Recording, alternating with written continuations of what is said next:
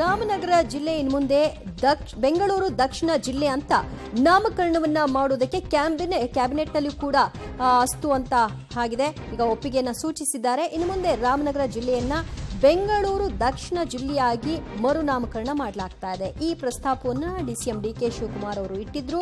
ನಾವು ಬೆಂಗಳೂರು ದಕ್ಷಿಣ ಅಂತ ಮಾಡೋದ್ರಿಂದ ಹಲವಾರು ರೀತಿಯಲ್ಲಿ ರಾಮನಗರ ಭಾಗದ ಜನತೆಗೆ ಅನುಕೂಲ ಆಗುತ್ತೆ ಅಂತ ಕೂಡ ಹೇಳಿದ್ರು. ಸೊ ಅದರಂತೆ ಅವರು ಈಗ ಕ್ಯಾಬಿನೆಟ್ನಲ್ಲೂ ಕೂಡ ಒಪ್ಪಿಗೆಯನ್ನು ಪಡ್ಕೊಂಡಿರೋದ್ರ ಹಿನ್ನೆಲೆಯಲ್ಲಿ ರಾಮನಗರ ಜಿಲ್ಲೆ ಈಗ ಮರುನಾಮಕರಣ ಆಗ್ತಾ ಇದೆ, ಬೆಂಗಳೂರು ದಕ್ಷಿಣ ಅಂತ. ಇದಕ್ಕೆ ಜೆಡಿಎಸ್ ಮತ್ತು ಬಿಜೆಪಿ ಕೂಡ ವಿರೋಧವನ್ನು ವ್ಯಕ್ತಪಡಿಸಿತ್ತು.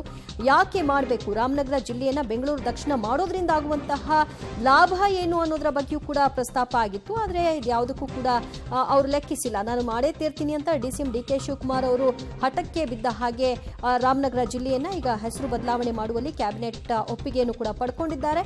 ಇನ್ನು ಮುಂದಿನ ದಿನಗಳಲ್ಲಿ ರಾಮನಗರ ಜಿಲ್ಲೆಗೆ ಬೆಂಗಳೂರು ದಕ್ಷಿಣ ಅಂತ ಕರೆಯಲಾಗುತ್ತೆ. ಬೆಂಗಳೂರು ದಕ್ಷಿಣ ಅಂತ ಈ ಜಿಲ್ಲೆಗೆ ಮರುನಾಮಕರಣವನ್ನ ಮಾಡಲಾಗಿದೆ.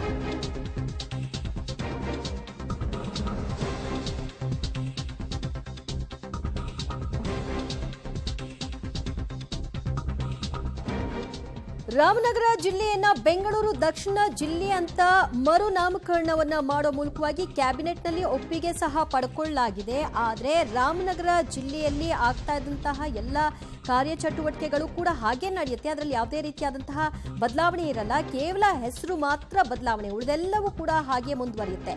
ಬ್ರ್ಯಾಂಡ್ ಬೆಂಗಳೂರು ಮಾಡುವ ನಿಟ್ಟಿನಲ್ಲಿ ಈ ನಿರ್ಧಾರವನ್ನ ಮಾಡಲಾಗಿದೆ. ಬ್ರ್ಯಾಂಡ್ ಬೆಂಗಳೂರು ಆಗಬೇಕು ಅಂತ ಹೇಳಿ ಸರ್ಕಾರದ ಪ್ರಕಾರ ಏನು ಬೆನಿಫಿಟ್ ಸಿಗುತ್ತೆ ಸರ್? ನಮಗಿರೋ ಮಾಹಿತಿ ಪ್ರಕಾರ ರಾಮನಗರ ಜಿಲ್ಲೆಯ ರಸ್ತೆಗಳು ಬ್ರ್ಯಾಂಡ್ ಬೆಂಗಳೂರು ರಸ್ತೆಗಿಂತ ಚೆನ್ನಾಗಿದೆ, ಗುಂಡಿಗಳು ಕಡಿಮೆ ಇದೆ ಅಂತ ಇದೆ.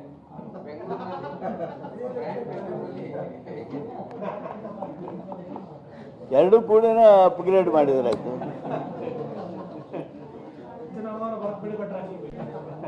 ಸರ್ ಇದು ಸರ್ಕಾರದ ಪ್ರಕಾರ ಏನು ಬೆನಿಫಿಟ್ ಏನು ಸರ್? ಈಗ ರಿಯಲ್ ಎಸ್ಟೇಟ್ ಅಂತೆಲ್ಲ ಹೇಳ್ತಾ ಇದ್ದಾರೆ. What does the government think? Real estate ಅದು ಇದು ಆ ಕಡೆ ಹೋಗೋದಿಲ್ಲ.